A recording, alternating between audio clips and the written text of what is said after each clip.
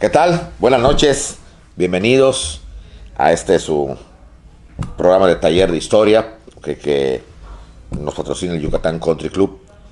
Gusto saludarles a todos ustedes, espero que estén pasando un mes patrio pues increíble, que hayan pasado unas fiestas patrias, aunque las fiestas patrias todavía abarcan hasta finales de este mes, ¿verdad?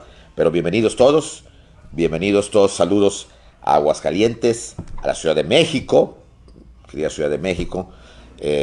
Saludo a Guadalajara, Monterrey, Veracruz, que también nos ha escrito ya. También toda esa parte importante, todos los estados son importantes. Zihuatanejo, un gran abrazo a mis amigos de Zihuatanejo, que siempre nos ven. Un gran saludo a todos. Mazatlán, Sinaloa, Culiacán también, Sinaloa presente. Saludo también a lo que son los estados del norte, Baja California, Coahuila, que también nos ha escrito, Tamaulipas, los amigos de Tamaulipas, Puebla que siempre también nos ve y nos manda saludos, Ciudad Cerdán y otras ciudades de Puebla. En fin, toda la República Mexicana, la hermosa República Mexicana, saludos cordiales, ¿okay? Y mi agradecimiento sincero por este interés que ustedes han demostrado en estos cursos, talleres sobre la verdadera historia de nuestra patria, sobre todo en una época histórica que es el Maximato, tan delicada, tan importante y tan poco conocida. Es una etapa que no se enseña en las aulas, obviamente por obvias, perdonando la redundancia, razones, ¿no? Y que hasta pocos libros hay sobre esto, tienen que ser libros muy especializados y hay que buscar casi con lupa para que pueda uno entender lo que pasó y por qué pasó. No es precisamente algo que se puede encontrar en un libro de la tía de la esquina. Ni siquiera las librerías más grandes como Gandhi, como en el caso de Yucatán, como Dante o Sambors, las tienen por rúa. O sea, no hay mucho de eso. Habría que ir, buscar en lugares especializados, como les he comentado, en el caso de la Casa Museo de Calles Torreblanca, donde está el otro archivo de don Fernando Torreblanca, de Plutarco Elías Calles, que custodió doña Hortensia durante muchísimos años mientras vivió. Ahora creo que son sus hijos o nietos. O tener que buscar también en el Instituto Nacional de Estudios Históricos de las Revoluciones de México, que edita muchos libros interesantísimos, pero son libros que no son comerciales, o sea, no los va uno a encontrar en una librería.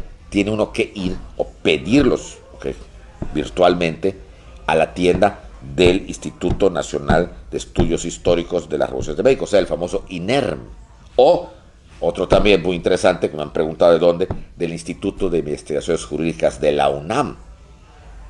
Y ni se diga del Colegio de México, donde ya escriben e imparten cátedras Jan Meyer,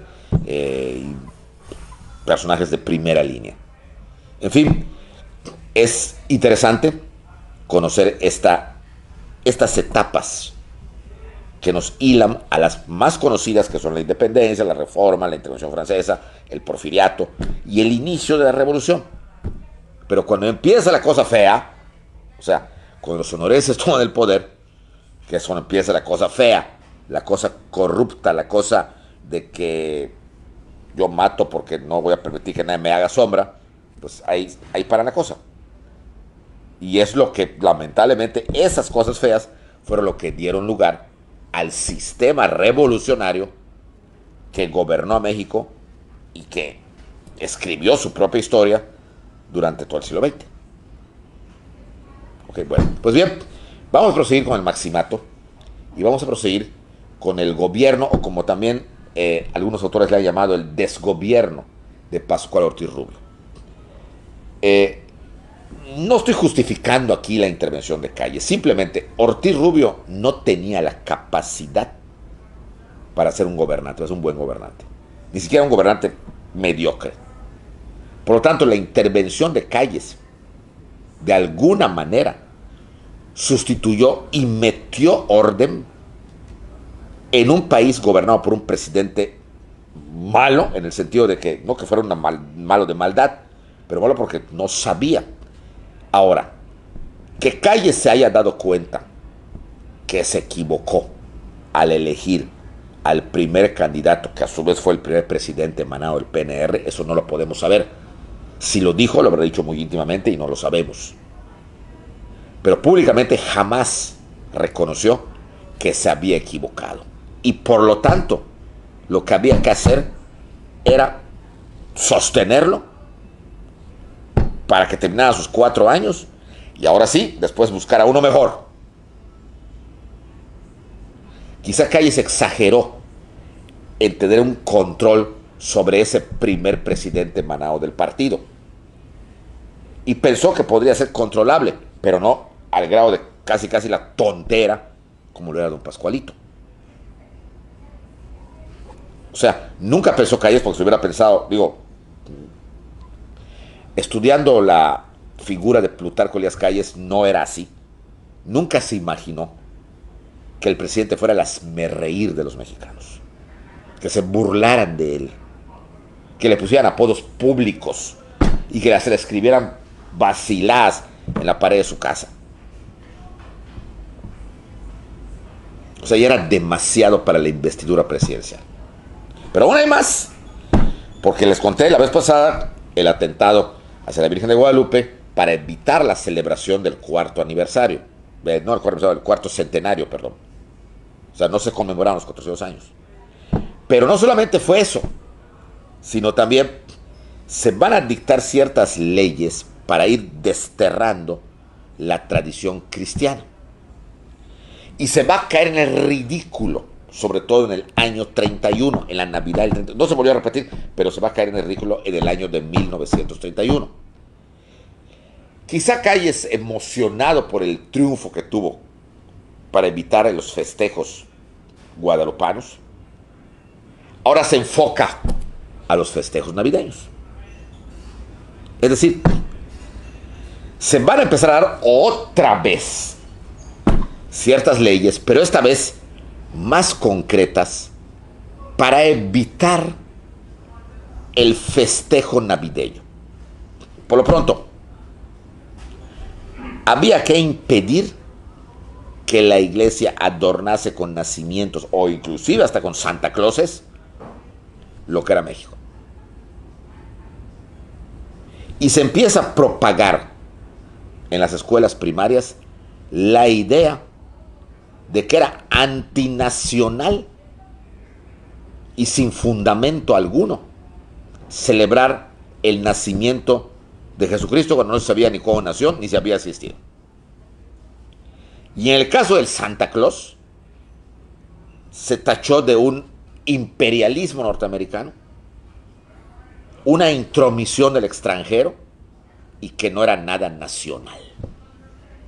En pocas palabras, se estaba preparando a la gente y a los niños para que no le pidieran nada ni al niño Dios, ni a los santos reyes, ni a Santa Claus.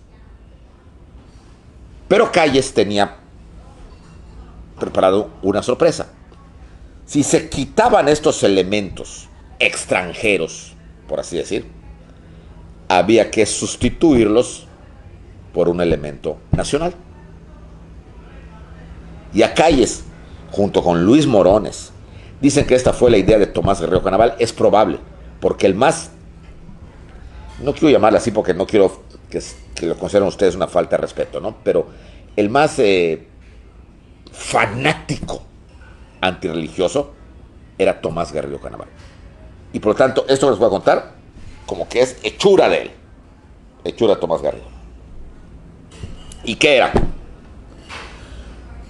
Pues quitar a todos estos santos, al Santo Niño, a los Santos Reyes y a Santa Claus, pero que los niños tuvieran la idea de que para Navidad recibirían sus regalos, pero en base a alguien o algún dios mexicano. Que dejaran de escribir sus cartitas que decían, querido niño Dios, querido Santos Reyes, querido Santa Claus, y no sustituirlo por otro, alguien nacional. Y empieza a meter como Dios para los niños, para que les llevaran regalos para la Nochebuena, nada menos, pero nada más, y agárrese los que no lo saben, a Quetzalcóatl. Ahora los niños tenían que pedirle sus regalos Quetzalcóatl, querido Quetzalcóatl, deseo que me traigas. Sí, así de simple. Y no solamente lo dijo así, sino que hizo festivales navideños. Pero es que qué contradictorio. O sea, llegó un momento que la locura imperó en nuestro país. Hubo festivales navideños en donde que siempre habían hecho desde que empezó la influencia americana, donde llegaba Santa Claus con su cargamento y repartía regalitos a los niños, principalmente a los niños hijos de burócratas. Y se había permitido, era tenerlos contentos. Pero en la Navidad del 31, o las vísperas de Navidad del 31, esos festivales navideños que sí siguieron hubiendo, porque era parte del encuadre mexicano para controlar a los burócratas, ya no se presentaba el Santa Claus para darles los regalos a los niños. Lo chistoso que se presentaba Quetzalcóatl, un tipo, una botarga, vamos a llamarle así como le llamaríamos hoy, disfrazada de Quetzalcóatl, bailando así, tipo azteca, ¿okay? Y era él el que le repartía a los niños los regalos. La idea era meter a Quetzalcóatl, meterlo, ir quitándole poco a poco a Santa Claus, a los santos reyes y al niño Dios. Entonces, ¿cómo va a ser? Yo mismo cuando lo investigué no lo podía creer. Pero sí, así pasó. Efectivamente. El Estadio Nacional era por lo general el lugar donde se hacían los eventos del gobierno. Y ahí se hacían lo que viene siendo las fiestas navideñas, rifas y los regalos que llegaba siempre un Santa Claus y se les daba a los niños. Pero ahora en vez de llegar hasta los llegó Quetzalcóatl. Que se sepa, solo esa vez se hizo. No se volvió a hacer. Pero la idea de Calles era hacerlo constantemente. Y si no se hizo, fue porque la siguiente Navidad, la Navidad del 32, las cosas habían cambiado. Y ya el horno no estaba para bollos. Bueno, pues así terminó el año 31. Con estas ridiculeces que ustedes se puedan imaginar. La gente furiosa, la prensa católica criticaba, pero si alguien tenía mantequilla en el cuerpo era Plutarco Elías Calles y todo su grupito. El pueblo pascual ya no sentía lo duro sino lo tupido. Ya sabía que le decían el nopalito. Ya sabía que le gritaban baboso. Se dice que una vez en una de esas famosas inauguraciones de cortalistones que hacía, entre la multitud que estaba por allá, se oyó la palabra ¡baboso! No dijeron que era él, pero vaya. O sea, ya era una cosa que ya no lo respetaba a nadie. Nadie. Pascual se sentía muy mal. Se sentía, lo que diríamos nosotros coloquialmente hablando, se sentía un perro. Se sentía que nadie le hacía caso. Además, todos los ministros, su gabinete, acordaba con Calles. Entonces, cuando él los reunía, ellos ya habían acordado. Y decían, no, eso nos dijo el jefe máximo, así va a ser. Y el otro, que no tenía carácter, pues así lo dice el jefe máximo. Así va a ser. Ya no quería ni hablar con sus ministros, porque sabía que todos iban con Calles. Dice, o sea, se sentía espiado por todos lados, el pueblo de Pascual. Se sentía que todo el mundo lo veía. Solo tenía confianza con el secretario de guerra, que el ejército no se le había volteado, ni se le volteó, el general Joaquín Amaro, quien según Vasconcelos dice que fue el que le contó sus cuitas al general Amaro. Yo no puedo, soy un cero a la izquierda, general, soy un cero a la izquierda, Calles no me hace caso, mis ministros no me hacen caso, Morones me da órdenes, o sea, y que, cuenta Vasconcelos, que Amaro le dijo, hay una manera de que esto cambie, señor presidente. ¿Y cuál? Dígamela para que yo lo haga. Y que se la dijo. Nada más, señor, que usted es el presidente. Usted tiene que amacharse. Amarse bien los pantaloncitos si usted me hace caso, usted saldrá adelante. Y la gente lo va a aplaudir en vez de burlarlo y humillarlo. ¿Pero qué tengo que hacer? Y según se dice, Amaro le dijo: eliminar a Plutarco Elías Calles. Y que Pascual va para atrás. Matarlo. Matarlo. No será la primera vez. No se asesinó al general Escobar. No se asesinó al general Obregón. Al presidente Carranza. A Francisco Serrano. No se va a ver mal y usted queda liberado. Y la gente lo va a aplaudir. Si usted me da la orden ahorita mismo, mañana usted ya no tiene encima al jefe máximo. Deme la orden. Y eliminamos a Plutarco Elías Calles. Tengo gente que me es leal a mí y no a él, dentro del ejército. Una vez que cortemos la cabeza, ni Morones, ni Garrido, ni León, ni Ortega van a hacer nada. Ellos son lo que son por Calles. Señor presidente, esa es la única solución. Y cuentan que Pascual, que estaba sentado en el despacho presidencial del Palacio Nacional, que hace así. No sé. No sé. No hay que dudarlo, señor presidente. Esas dudas es lo que han hecho que usted quede en las manos de Plutarco Elías Calles. Una orden suya, una decisión suya, ahora cambiarán las cosas. Pero démela. ¿Saben qué? Como se decía coloquialmente, a Pascual Rubio le dio miedo. Le dio cuscús. Le dio miedo. El tipo, pobrecito. Cuando yo he dado algunas pláticas sobre este tema, le doy muy duro. Y digo que era un cobarde. Lo era, pero pobre, a fin de cuentas, no todos tenemos el mismo carácter. Y él no tenía carácter. Entonces, no se atrevió, pero para nada, a irse contra Plutarco Elías Calles. No.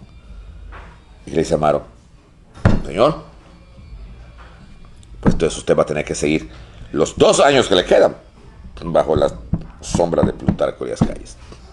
Y para un hombre que sufre y no disfruta un puesto, 2 años eran un chorro de tiempo. Para que lo esté disfrutando, 2 años es muy poco. Güey, me quedan nada más 2 años, madre, qué mala onda. Pero para que lo esté sufriendo 2 años, Dios mío, 2 años, me gustaría que queden 2 horas. Y que se va a Amaro. Y Pascual Rubio queda pensativo, diciendo: no, pues ¿cómo lo voy a hacer? Y si falla el atentado. O sea, ese tipo de cosas que empieza a imaginar una persona timorata.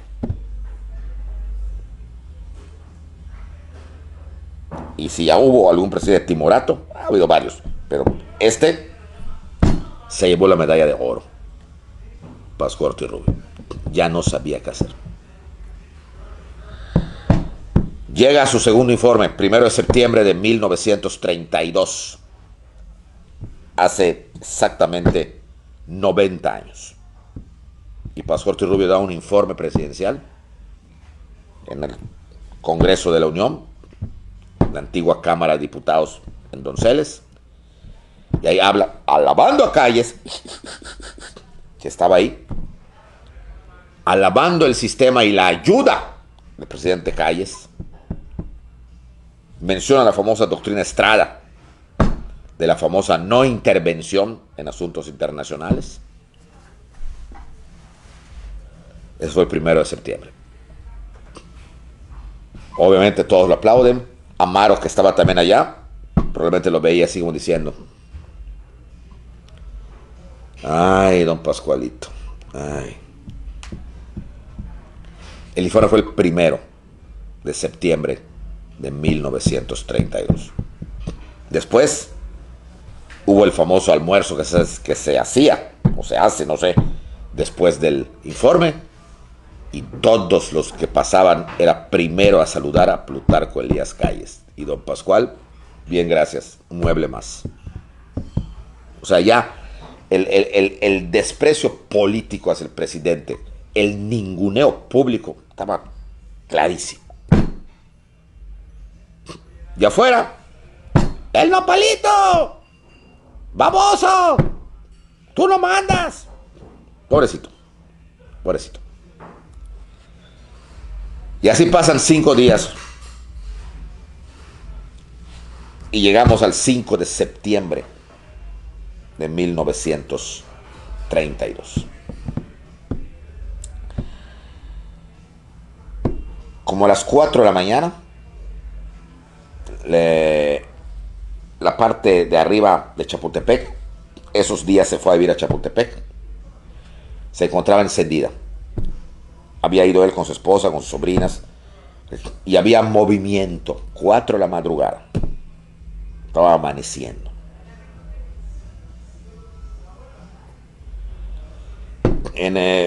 Como a las 5, eso se supo después, no en ese momento, claro, de la parte de lo que viene siendo el Alcázar de Chapultepec, van bajando maletas.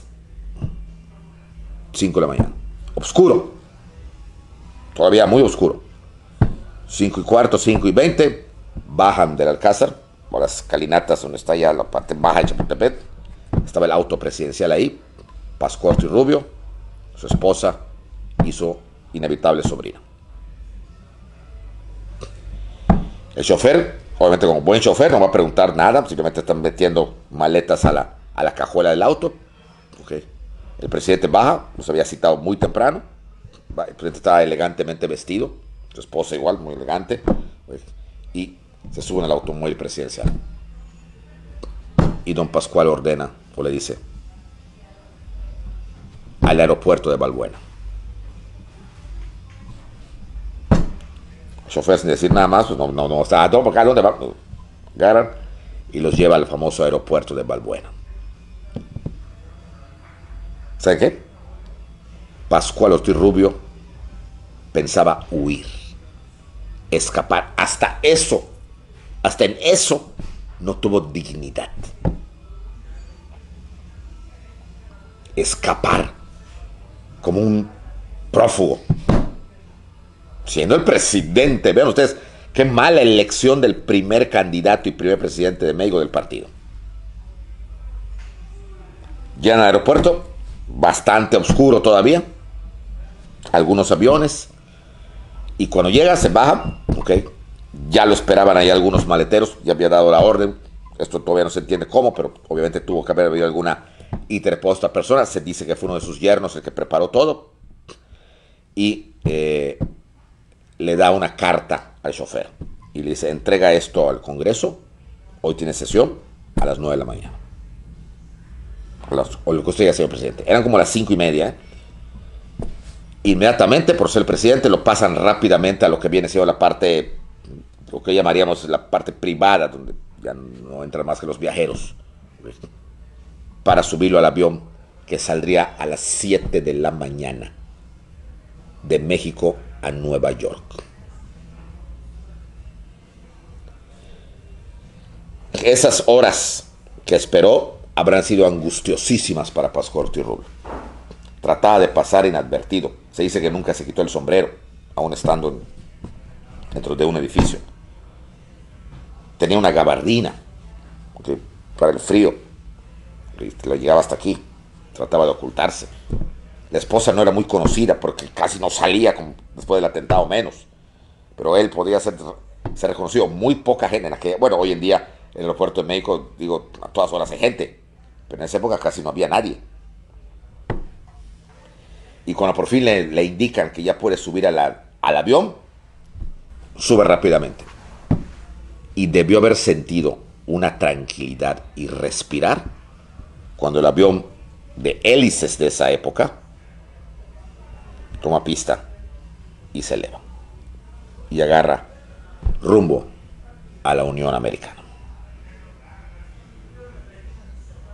Don Pascual Ortiz Rubio el primer presidente emanado del Partido Nacional Revolucionario, estaba huyendo. ¿Huyendo de quién? Del dominio de Plutarco Elías Calles. Pero huyendo no es una forma digna de irse. Es una forma indigna para un presidente. O sea, no tuvo ni dignidad para renunciar como debe. Mientras estaba en el aire, a las 9 de la mañana, el chofer entregó la carta al presidente del Congreso, ¿okay? Que era una carta al presidente, tenía el sello presidencial, la abre y aquí viene el escándalo. Era la renuncia de Pascual Ortiz Rubio a la presidencia de la República. Le tuvo tanto miedo a Calles que no se atrevió a hacerlo él mismo, sino ya que estuviera en el aire y probablemente ya está sobrevolando territorio americano, se abriera la carta y se viera que había renunciado. Pero además, imagínense ustedes las mentadas de madre que le habrán dado todos los políticos, porque además lo hizo, lo sorprendió. Unos días antes había alabado al sistema de Calles y ahora también lo alababa, porque además la renuncia que existe el escrito de Pascual Ortiz Rubio, es aún más indignante que su actitud, porque dice que renuncia por motivos personales y hay fácil 4 párrafos enteros de esa renuncia donde alaba a Plutarco Elías Calles. O sea, pobre diablo, de veras, no me puedo quedar con las ganas de decirlo. Estaba lleno por culpa de él. Era el momento de decirle, me voy porque no me dejan trabajar, me voy por esto, y aquí está mi renuncia. Aunque lo hubiera hecho de manera indigna de huir, pero el papel lo hubiera puesto y no lo puso. Al contrario, se dedicó a alabar. La renuncia es una alabanza a Plutarco Elías Calles. No aclara por qué. Solamente dice que se va por motivos personales. Y desde esa época, y hoy también, el cargo de presidente de la República Mexicana, que es un cargo de elección popular, solamente se puede renunciar a él por causas graves calificadas por el Congreso de la Unión. ¿Qué causa grave es? Motivo personal. A ver, ¿qué será? Y además no había sido calificado por el Congreso esa causa, que obviamente le iba a decir que no.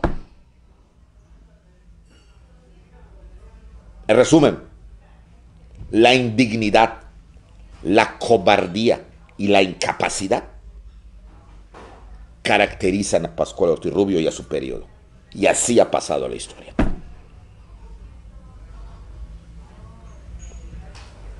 Tuvo un momento de ser digno. Si ya no aguantaba, renunciar, pero como hombre.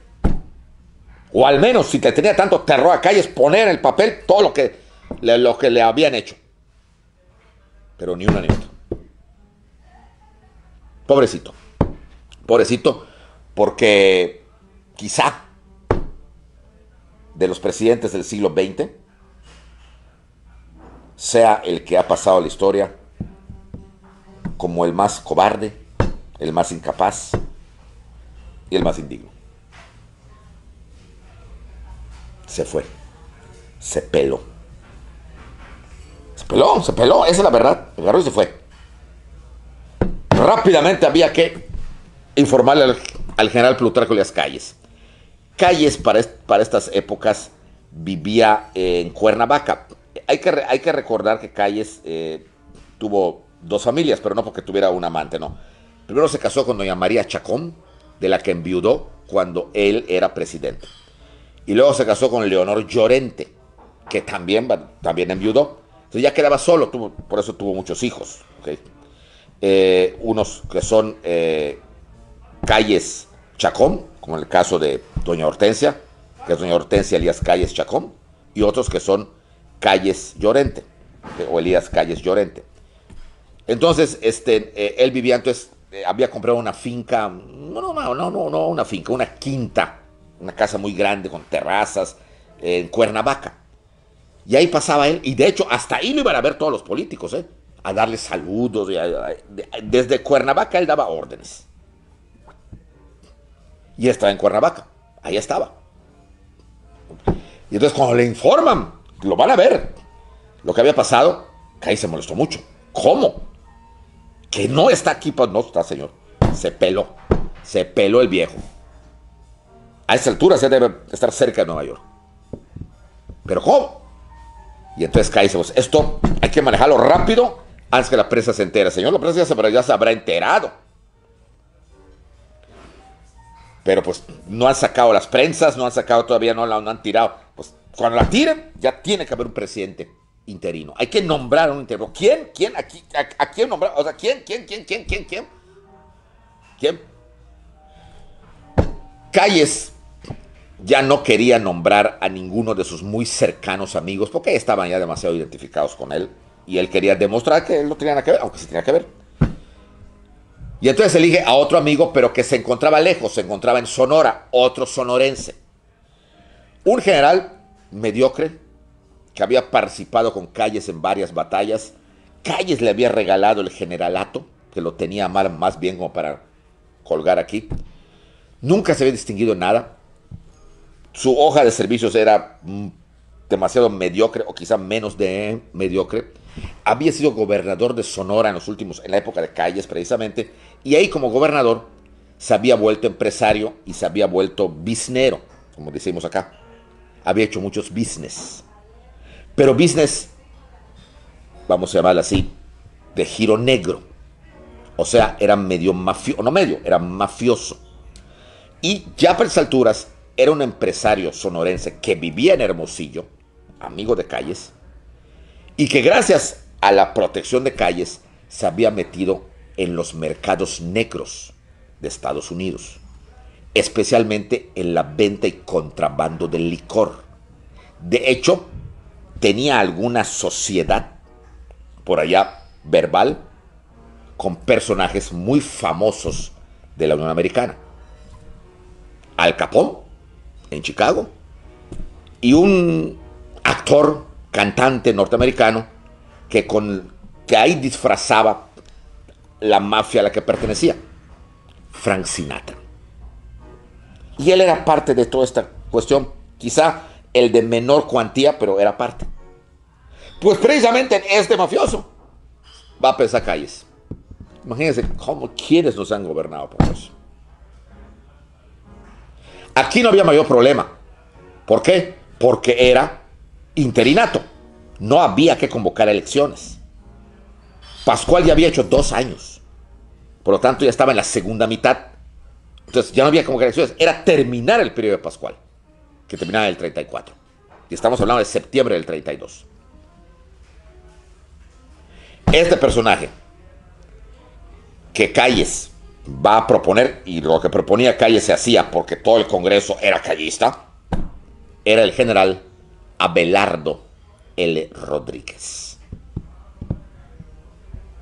Un tipo que, si lo ven en las fotografías, parece muy buena gente, así está. Su esposa guapísima, por cierto.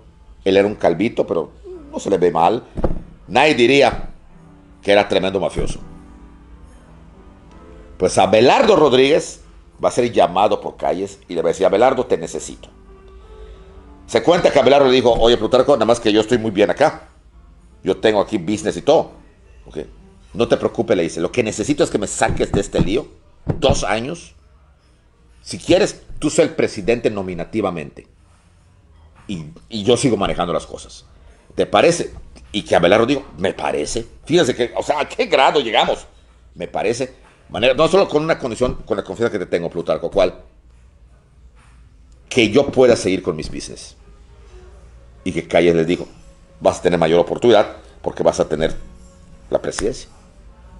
Pues es así, hermano. Acepto. Y aparece el último interinato que México ha conocido.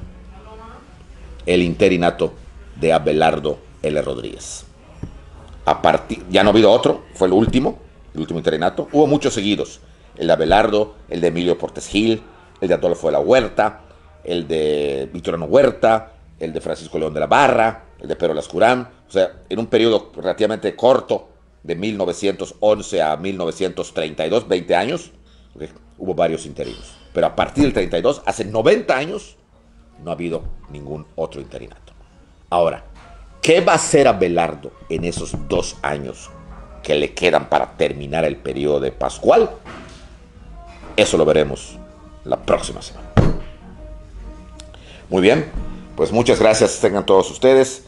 Muy buenas noches y nos vemos el próximo lunes para continuar con el Maximato. Gracias y buenas noches.